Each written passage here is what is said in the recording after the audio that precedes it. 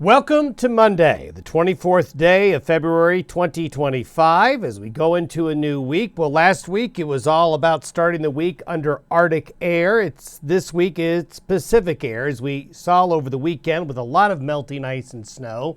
Warmer temperatures, much warmer temperatures, and of course, as you can see by those lenticular clouds, the return of the wind. So unfortunately, we're going to start the week with a good old-fashioned Western Wind Festival, especially in the northern central Rockies, the northern and central plains. Powerful, very strong Pacific jet stream winds are pushing through. So we're going to have to, I'm afraid, go through 48 hours of more high winds. We really saw them crank up over the weekend along I-25, Interstate 80, and many areas will see very strong winds through late tomorrow evening. Then they're going to ease up a bit for the second half of the week.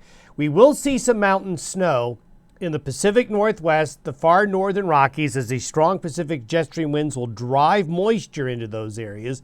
Along and east of the divide, there's going to be just a few showers, mainly Tuesday night into Wednesday morning, as one of these Pacific waves comes through and gets a little bit further east, but it really won't do much. So we're going to go through a lot of the next 5-6 days here with above average temperatures, windy periods, and precipitation chances, especially for the plains, that are going to be very, very low.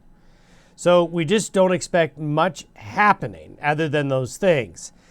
Arctic air, Canadian air will not have access south out of the higher latitudes because the Pacific will be so dominant. Now, as we go into next week, we're still expecting precipitation chances to go up, temperatures to go down across the west starting about roughly a week from today. That's when the pattern will go into a new phase, and we'll start to see colder temperatures and precipitation chances. Both mountains and plains start to go again. But these last days of February here will be windy and very mild. Beautiful scenes from this weekend after the Arctic outbreak and the snow. A little bit of a break in terms of nice weather for a day or two before the winds began to pick up. So some beautiful vistas in the evenings with the moon and the clouds. Beautiful shot there from the upper Green River Basin around Pinedale.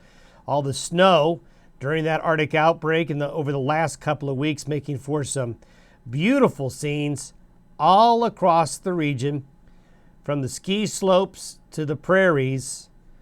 A lot of different weather to really see and experience here over the last couple of weeks. And you can see the wind having an effect on those icicles. See how there's a little bit of a slant there as the warm air came in and the wind picking up. Icicles have a little bit of an angle to them. So as we take a look at what's going on, a lot of you lost your snow cover over the weekend, and you'll lose any of that's left other than in the shady areas in the days ahead, because the Pacific is just like a fire hose coming into Washington and Oregon here with this wave. Here's a little bit of a wave that came through the Pacific Northwest over the weekend. This low here, now that it's crossing the Continental Divide, is going to cause a big pressure gradient from the west of the divide to the east of the divide, causing the high winds. And then the pattern just repeats with this next wave coming on through. You can see it on the 500 millibar chart this morning.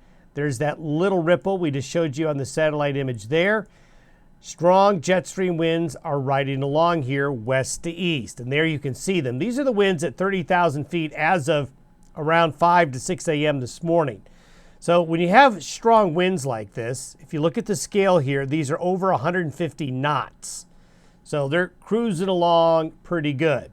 So when they come at an angle that's perpendicular or nearly perpendicular to the Continental Divide, which is what you're going to see here, you're going to have a high wind event. And look what's going on out in the Pacific. We've showed you this in the past before. When we start to see these very strong west to east jet stream winds out in the Pacific, this is a signal that a change is coming.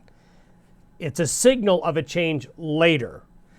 So we watch these strong jet stream winds across the Pacific because usually about a week after they form like this, the weather in the west is going to change again. So we see that. We see those changes in about a week from today. But in the meantime, we're going to be dealing with these very strong jet stream winds driving Pacific air. All the brown you see, these are all advisories, watches, and warnings for high wind events. So from the Pacific coast through the northern Rockies out into the plains, we have high wind events. We also, if you zoom in a little bit, we have winter storm warnings for Yellowstone and Grand Teton National Park, as Pacific moisture will make for some heavy snow in the mountains there. Very windy conditions out across the low elevations. There you see the wind gusts between now and Wednesday morning. These winds are really going to crank up right here tomorrow. The winds today are going to be right along and near the divide areas, near the wind gaps, where the winds are going to be the strongest. Tuesday is going to be a very windy day further out on into the plains. Precipitation definitely focused on the Pacific Northwest, the onshore flow, west of the Cascades. There's your rain shadow east of the Cascades where you don't get as much. Moisture picks up again in the northern panhandle of Idaho.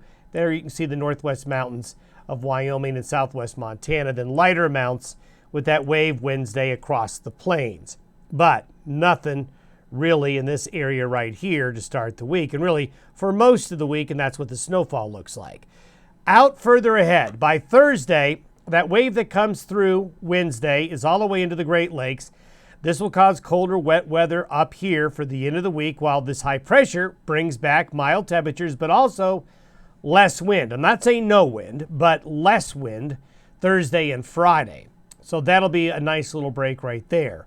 Then this low here will start to enter into the western United States, coming into the California coast by the weekend. And there it is.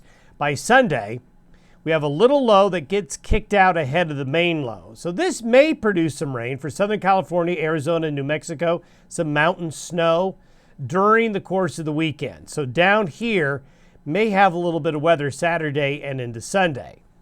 This low pressure system here is going to take a path around the Four Corners area and probably right here as we get into the Tuesday, Wednesday timeframe of next week, as you can see here. So things start to change. And notice we've got 1, 2, 3 waves. The wave train starts to form. That strong jet stream wind I showed you in an earlier slide at the beginning, that is going to help develop a stormy pattern out in the Pacific as we get into starting the week of March 3rd.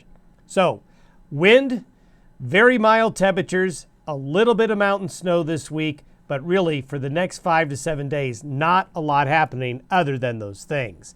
Have yourself a good Monday. We'll see you tomorrow.